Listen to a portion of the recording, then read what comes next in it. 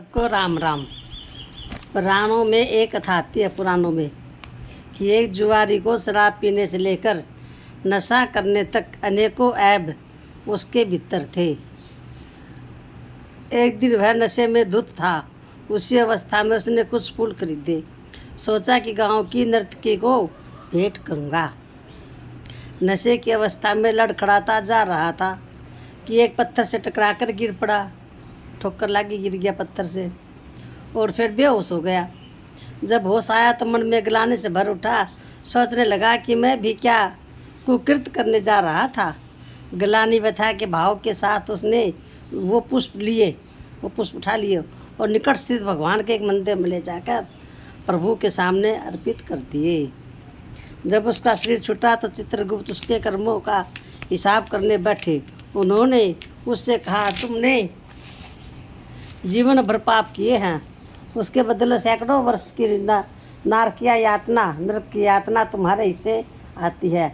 मात्र एक पुण्य तुमसे हुआ है। जब तुमने ग्लानि में भरकर सच्चे हृदय से भगवान को अपनी भावनाएं व्यक्त की थी, उसके बदले तुम्हारे हिस्से एक घड़ी का 100वें हिस्से जितनी अवधि के लिए देवराज इंद्र का सिंहासन आता है। इनसे तुम क्या पहले भोगना चाहोगे? जुआरी ने सोचा कि नरक यातना तो वर्षों तक चलेगी, क्यों न स्वर्ग से ही पहले भोग लिया जाए। चित्रगुप्त ने उसकी कामना स्वीकार करते हुए उसे क्षण भर के लिए स्वर्ग का सिंहासन दे दिया। सिंहासन मिलते ही जुआरी ने सोचा, मेरे जीवन के एक सात्विक कर्म ने मुझे स्वर्ग का सिंहासन दिला दिया, तो दोबारा एक और सात्विक कर्म करने से में क्या हर्ज है।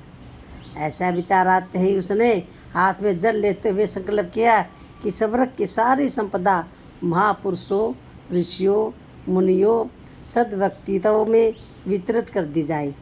उसके विचार करते ही इस दान का पुण्य उसके भाग में आ गया। उसके कर्मों का दोबारा हिसाब किया गया तो चित्रगुप्त बोले, तुमने यह दान देकर जो सत्कर्म किया उससे तुम्हारा सैकड़ों वर्षों का नरक कट गया है। अब तुम्हें दोबारा जन्म लेना पड़ेगा, क्योंकि तुम्हारा कोई पाप शेष नहीं है। उसे पराक्रमी राजा विरोचन का जन्म मिला। एक सात्विक कर्म प्रकाश की एक किरण सघन तमस को सदा के लिए तिरोहित कर सकते हैं। भगवान श्री कृष्ण जी कहते हैं कि तमोगुण की उपस्थित व्यक्ति के व्यक्तित्व में छाए अंधकार की सघनता से परिभाषित होती है। जितना तीव्र प्रभाव तमोगुण का होगा, उतना ही ज़्यादा अप्रकाश मनुष्य के जीवन में होगा। इसके बाद वे कहते हैं, सत्य यह है कि जो जीवन भर तमोगुण में लगा रहा वह मरने से पहले बेहोश हो जाएगा। जो जीवन होश में नहीं जी सका वो होश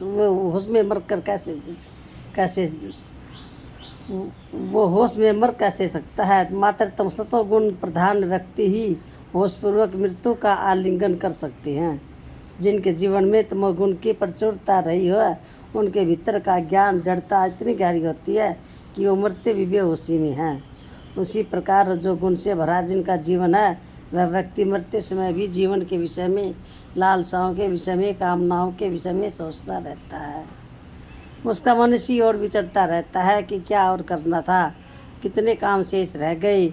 ऐसा व्यक्ति भी मृत्यु के समय आसक्ति से घिरा हुआ है। जो सदा सतोगुण से घिरा है वो परम ही आनंद का उच्चतर लोकों में, महजन, तप, सत्य आदि लोकों में प्रवेश का अधिकारी बनता है। जिन्होंने जीवन भर सात्विक भाव रखा हो, होश में जीवन जिया हो, वे ही इस सुख का परम सुख को भोगने के अधिकारी बन पाते हैं। यह इस सूत्र के मध्य एक विलक्षण बात भी भगवान ने कही है। भगवान कहते हैं कि जब मृत्यु के क्षण में मनुष्य के भीतर सतोगुण की बाहुल्य हो है, तो ऐसे व्यक्ति उच्चतर लोकों में प्रवेश के अधिकारी बन जाते हैं। प्रश्न उठता है कि हमें कैसे पता है कि मृत्यु का क्षण कौन सा होगा। जीवन का कोई भी क्षण अंतिम क्षण हो सकता है, तो जो उसके लिए सदा तैयार है, सदा जागरूक है, सदा होश में है, वो ही सौभाग्य का अधिकारी बनता है।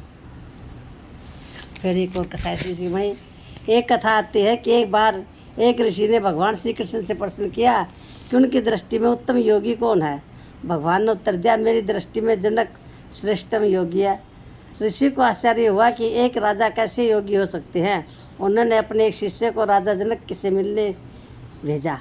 जब वे राजा जनक से मिलने पहुँचे तो उन्होंने देखा कि राजा जनक के दरबार में शोरगुल मचा है, नृत्य कर रही हैं, सभा से चर्चा कर रहे हैं, पर वे उन सब के मध्य ऐसे बैठे हैं जैसे वे वहाँ है ही नहीं।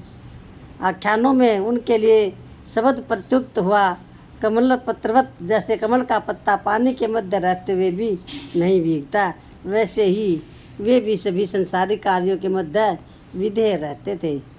शिष्य ने राजा जनक से पूछा, यही सब कोलाहल के मध्य मन की स्थिरता को कैसे प्राप्त करते हैं? जनक जी बोले, विपर मैं आपकी जिज्ञासा का समाधान अवश्य करूंगा, परंतु उससे पहले आप मेरी राजधानी का भ्रमण कराइए। यहाँ घूमने के लिए अनेक स्मारक हैं। शिष्य बोला, ठीक है। जनक बोले, परंतु जाने से पहले कटोरा तेल हाथ में ले ध्यान रखे कि इस कटोरे से एक बूंद भी तेल की धरती पर न गिरे।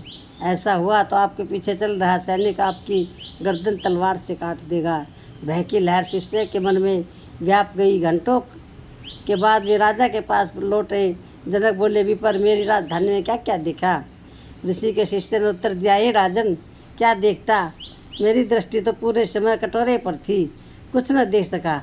राजा जनक बोले, यही आपके प्रश्न का उत्तर है। जैसे इतने सारे स्मारकों के मध्य भी आपकी दृष्टि इसी कटोरे पर थी, वैसे ही मैं कितने भी कोलाहल में हूँ, मेरी दृष्टि सदा अपने लक्ष्य की ओर लगी रहती है। मुझे पता है कि कोई भी क्षण मेरे जीवन का अंतिम क्षण हो सकता है, इसलिए मैं सदा होश में हूँ, सदा जागरूक हूँ, सदा चैतन्य हूँ। यह है श्री भगवान श्री कृष्ण यहाँ कह रहे हैं कि उच्चतम लोकों की प्राप्ति के लिए सतोगुण का प्रभुत्व जरूरी है, और सतोगुण के प्रभुत्व के लिए सदा होश में रहना जरूरी है। हर क्षण सदा जागरूक रहने वाला इस पद को प्राप्त होता है। यह है परम जागरण का सूत्र। बोलो राजा जनक की जय हो।